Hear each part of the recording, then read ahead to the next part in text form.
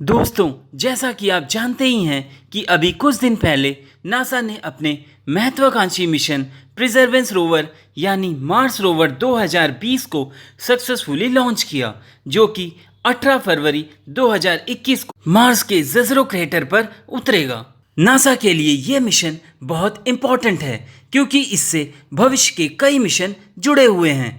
असल में दोस्तों, मार्स 2020 परसेवरेंस रोवर नासा के मार्स एक्सप्लोरेशन प्रोग्राम का हिस्सा है, क्योंकि नासा 2030 के आसपास ह्यूमन को भी मार्स पर भेजने वाला है। अब नासा ह्यूमन को मार्स पर भेजने से पहले कई चीज़ों के जवाब चाहता है, जैसे क्या मार्स पर ऑक्सीजन बनाई जा सकती है, क्या वहाँ की मिट्टी में मार्स की पिछली लाइफ के साइन मौजूद हैं। अगर हम चाहते हैं कि मार्स पर ह्यूमन कॉलोनी बनाई जाए तो हमें एक एक करके मार्स के सारे राज खोलने होंगे, ताकि जब हम ह्यूमन को मार्स पर भेजें तो फ्यूचर कॉलोनाइजेशन का काम तेजी से आगे बढ़ सके।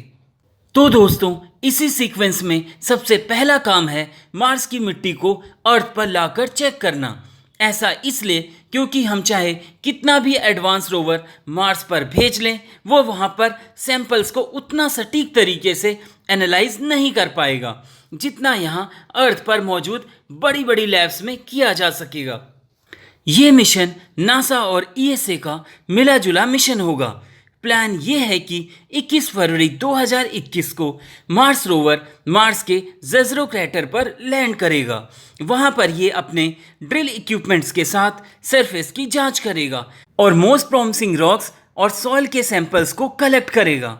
मार्स रोवर वहाँ पर कम से कम 1 मार्स ईयर यानी 668 सोल तक काम करेगा, ज़्यादा भी कर सकता है, और ये अपने पास सैंपल को अलग से स्टोर करके भी रखेगा ताकि भविष्य में दूसरा रोवर भेजकर उससे सैंपल्स को लिया जा सके।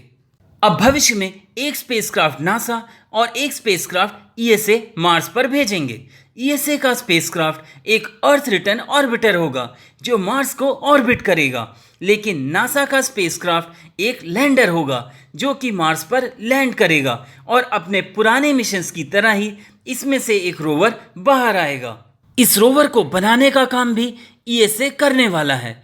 अब ये नया रोवर पुराने रोवर मार्स रोवर परसेवरेंस के पास जाएगा और उससे सैंपल ले लेगा और इसे मार्स एसेंट व्हीकल, जो कि एक स्मॉल रॉकेट होगा, उसमें प्लेस कर देगा। अब ये रॉकेट सैंपल्स को मार्स ऑर्बिट में पहुंचा देगा।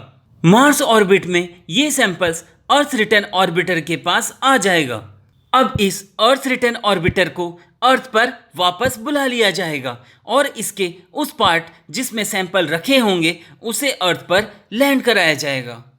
इन मिट्टी के सैंपल्स को अर्थ की बड़ी बड़ी लैब में जांचा जाएगा और मार्स एंशिएंट लाइफ के सबूत ढूंढने की कोशिश की जाएगी। इन सैंपल से मार्स पर वाटर होने के भी सबूत जुटाए जाएंगे।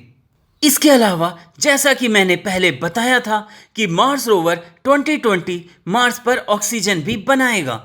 इसमें एक गोल्ड बॉक्स लगाया गया है। इसके 7 इंस्ट्रूमेंट में से ये भी एक है। इसका नाम मॉक्सी है। ये इंस्ट्रूमेंट मार्स की CO2 को यूज करके ऑक्सीजन जनरेट करेगा। भविष्य में ह्यूमन कॉलोनी के लिए हमें ऐसे बड़े बड़े उपकरणों को यूज करना पड़ेगा।